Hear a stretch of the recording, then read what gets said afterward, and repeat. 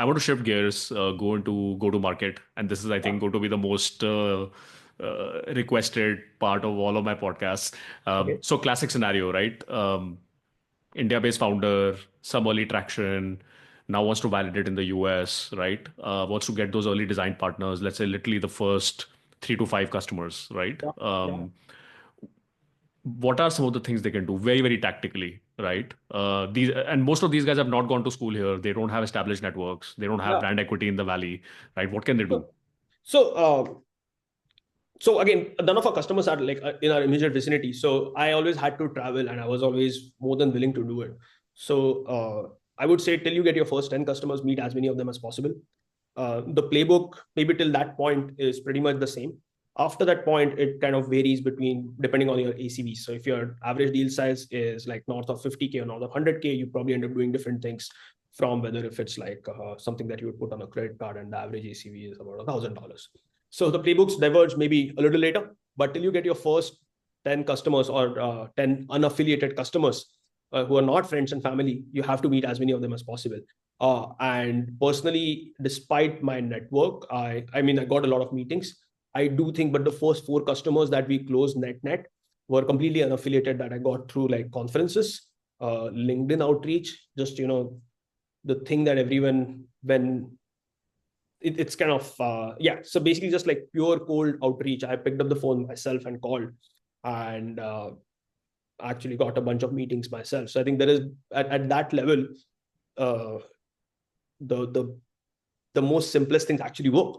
Send cold emails, write cold LinkedIn messages, pick up the phone, call them, go to conferences, meet people, and there is no like secret sauce there, but there's also but doing the simple things right for a period of like several months uh, actually works, and people will see that your knowledge is very relevant for their business problem. And my sense is I have not had, I have had, like, whenever I offer like very clear value, uh, people across the country, irrespective of what state or part of the country they are from, have been extremely, actually very open-minded about doing business with me. Uh, and that has been great because you give a very clear value prop. They look at it. If it works for them, they'll buy it. And especially in financial services, I found people actually pay you money before they give you data. And so to that extent, I think we've not even had a lot of like, oh, let me kick the tires on this for like 3 months or something. I think even that's not been a problem. If you give a very clear value prop, people will pay you even on day one.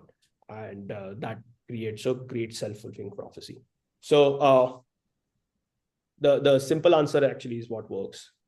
Cold email, cold LinkedIn messages, go to conferences, shake a few hands. Yeah, it's like and this is a conversation I have almost every week with some founder or the other of how do I do that 0 to 1 in the US? I'm like, boss, unfortunately, there's no playbook. Yeah, It's just good old hustle. absolutely. I think what makes it hard uh, is your rejections can pile up very, very quickly. You might spend like 20 minutes crafting like the most personalized message after reading someone's like LinkedIn post going back 2 years, and that person opens the email and doesn't even reply. I mean, it's like, and this happens 20 times, 25 times. So none of these things matter beyond a point. In fact, again, depending on the industry you serve, they may not even care about who your investors are and stuff, honestly. It is like, for example, we are funded by Y Combinator, but beyond a point, I mean, our customers are very main street customers. They don't really even know what Y Combinator is and definitely don't care for it. Some of them, that obviously keeps changing from time to time and depending on who you meet, but that is the reality. And as a result of it, you should just be prepared for it, that any amount of like any amount of good things on your resume don't matter to them. The only thing that matters to them is the value you provide. But the good thing is that is enough. Yep, yep. Oh, very well said. I think for Prodigal itself, how has the GTM motion evolved over the years? What did it look like in the beginning? What is it kind of now in terms of sales, marketing, specific Yeah. channels? What's working for you guys? So sales is changing rapidly too. Things that worked in the 2017 to 2021 vintage may not work anymore. In fact, SaaS after the 2016 meltdown, I think had a really good run for like 5, 6 years. And we are maybe seeing some of that SaaS as a concept itself undergoing a lot of change. And so what that means is that you think about hiring your team, you have to actually you yourself have to be prepared to handle the ambiguity that comes your way. You have to hire people in your GTM team who are comfortable with that ambiguity.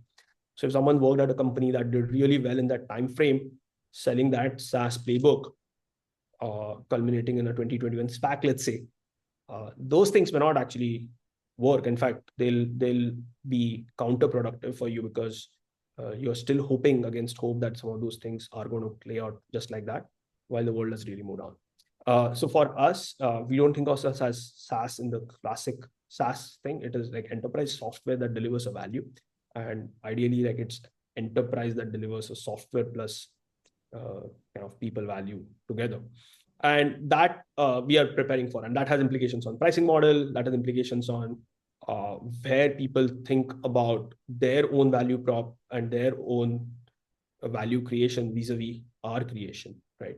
If we go to someone and say that you should reduce your headcount but offer 10 virtual agents instead, there is naturally going to be some pushbacks wondering if we are cannibalizing their revenue, and how should we think about it. So some of those things we should be prepared for, and the sooner you kind of have a very clear thought about how do you partner with your customers for their success, the better it is, because it is no longer like IT just purchasing software anymore. And that GTM motion is that GTM collateral is going to be super important. With respect to, I think GTM motion, I think maybe two clear implications. One is, on one hand, doing cold outreach has become like cheaper, easier. On the other hand, I think volumes have just gone up so much through the roof that it is that much more important to stand out. Like every day between like 7 and 7 or 10 a.m., I get like 16 emails that make no sense to me, and it's just like clearly like all machine generated. So like, guys, like, and everyone sends it at the same time, even like, what are you even doing, right? So don't do that, and you will get benefits by differentiating yourself with a clear value.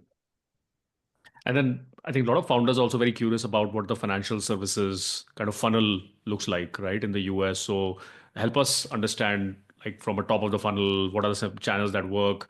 How is the sales motion like at just the second level? Is it inbound, outbound? Yeah.